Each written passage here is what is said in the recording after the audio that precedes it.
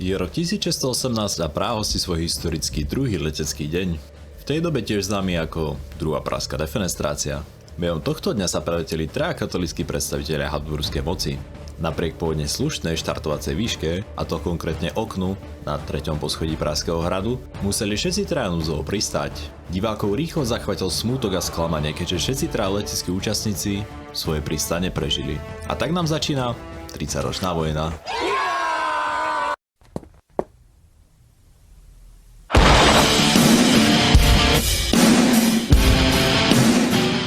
Hlavným dôvodom vojny bola vtedy európska rozpoltenosť v náboženstve, konkrétne medzi katolíkmi a protestantmi. To sa výrazne vystupňovalo po nástupe Ferdinanda II. Ten bol tvrdý katolík a tlačil aj na rekatolizáciu zvyšku ríše. To sa českým predstaviteľom nepáčilo a tak vyhodili jeho zástupcov z okna. To spustilo občiansku vojnu v Čechách.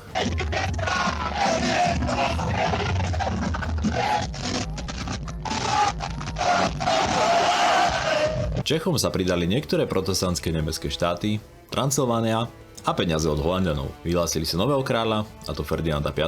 a rozhodli sa tiahnuť na Viedeň. Neúspešne. To znamenalo otvorené povstanie proti habsburskej zvrchovanosti. Tým pádom muselo byť hneď potlačené. Ferdinandovi sa pridáva aj španielský kráľ, ktorý má najmocnejšiu armádu v Európe. V roku 1620 dochádza úpraví k bitke na Bielej hore. Tam drvivo zvíťazia cisárske vojska, čiže nie Češi. Čo znamená vyradenie Česka na zatiaľ z vojny. Transylvánia uzavrela s cisárom mier a tak ostalila nemecké štáty v odpore. Ten bol do roku 1625 potlačený. Nemůžete nám vzít naše koláčky. Ňauá. Ještě někdo si chce hrát na hrdinu? Dánsky král sa však obával perzekúcií protestantov a tak zobral armádu a vtrhol do Nemecka. Samozrejme s podporou francúzskych peňazí, ktoré síce bolo katolícke, no viac ho trápil priveľmi silný sused, a to Habsburgovci, než náboženské presvedčenie. Dáni boli porazení cisárskymi vojskami, ktorým velil istý Wallenstein. Následne v roku 1626 podpísali mier. V roku 1630 ďalší protestantský král, a to konkrétne švédsky Gustavus Adolphus, trhne s armádou do Nemecka, opäť s podporou francúzskych peňazí. $117 a 13 centů. Dám 85. Švedi však slavia na rozdiel ich dánskych súkmenovcov úspech a víťazstva. That's the Toonies! That's them! That's them!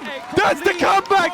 That's them! Hey! I see you! I see you! Má to viacero dôvodov. Hlavné však sú väčšie zapojenie strelných zbraní a diel, ich koordinácia s kavalériou a veliteľský talent Gustava Adolfa. Toto celé vyústilo do najznámejšej bitky tejto vojny, a to bitke u Breitenfeldu, kde Švedi drvivo zvíťazia. Následovalo ďalšie švédske víťazstvo u Rhein, posledné veľké víťazstvo Gustava Adolfa, známeho tiež ako Lion from the North, čiže lev zo severu, bolo u Luce, kde sa stretol s Wallensteinom, Eagle from the South, Very good weather. čiže orol z juhu. Posledná preto, že vďaka nej táto vojna skončila? Nie. Posledná preto, že Gustavus Adolphus behom tejto bitky schytal guľku a zomrel.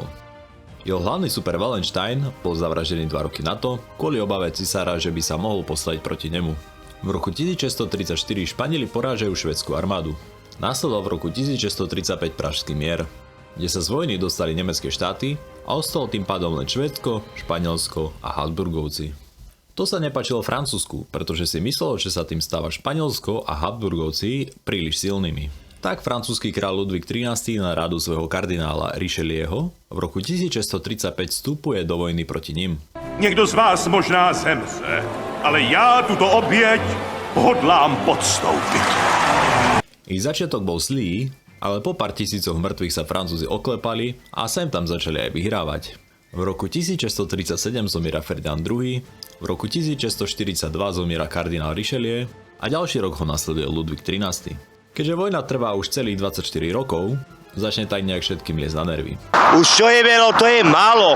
A tým začínajú mierové rokovania. Tie budú zo pár rokov trvať a popri ich diskusii sa bude stále bojovať.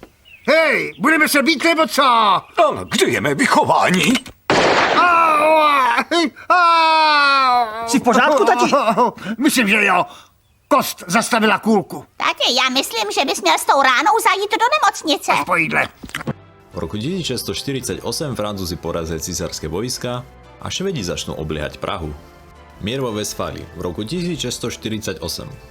Holandsko a Švajčiarsko získalo nezávislosť od Španielska. Francúzsko, Švédsko a Brandenbursko, neskôr Prusko, získali územia v Nemecku. Vo Svätej ríši rímskej získali protestanti náboženskú toleranciu. Okrem území priamo pod Habsburskou nadvládou.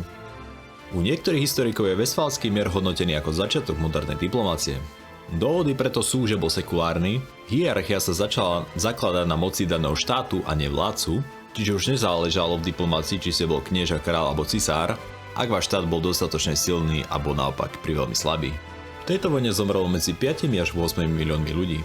1/5 všetkých Nemcov, väčšina na hlad a choroby. Celé mestá a dediny boli zrovnané so zemou, vojna bola nesmierne brutálna, došlo aj na upaľovanie a kanibalizmus. Ďalej vďaka tejto vojne nastal vysoký vzostup Francúzska a Švédska, čo sa politickej a vojenskej sily v Európe týče.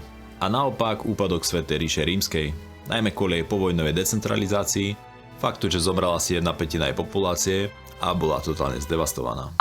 Pro boha živýho, skončete to,